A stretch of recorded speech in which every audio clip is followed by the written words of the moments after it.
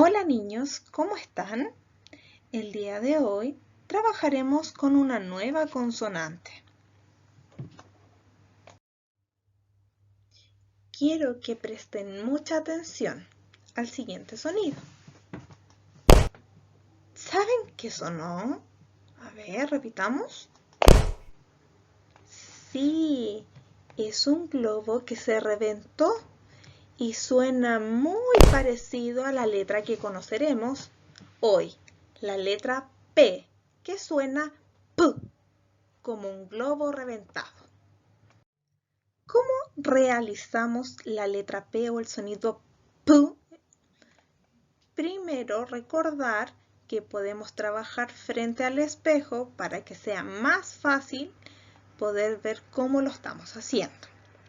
Los labios se juntan, como está en la foto, así, pero se contraen porque adentro de nuestra boca hay aire que se tiene que arrancar por estos labios apretaditos, generando como una explosión en los labios, como en el globito, así. ¿Ya? Los dientes no se alcanzan a ver, pero están un poquito separados. Y la lengua se coloca detrás de los dientes inferiores. Entonces volvemos a repetir. Los labios es la acción principal. Entonces los labios bien apretaditos, así. Y botamos el aire. Ahora les presentaré un nuevo gesto o facilitador de apoyo para el sonido P.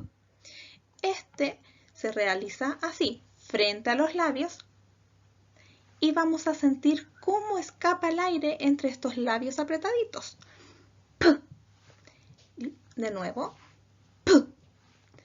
Y podemos repetirlo junto a las vocales.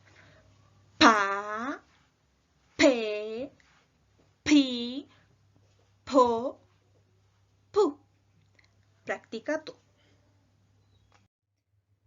Ahora, como ya aprendimos cómo suena la letra P, que su sonido es P, les dejo la siguiente pregunta. ¿Qué objeto comienza igual que pato? ¿Será sapo? ¿Será pala? ¿O será mesa? La respuesta correcta es pala. Muy bien. Y es así como le damos la bienvenida a nuestra nueva letra. Les mando un abrazo y nos vemos pronto.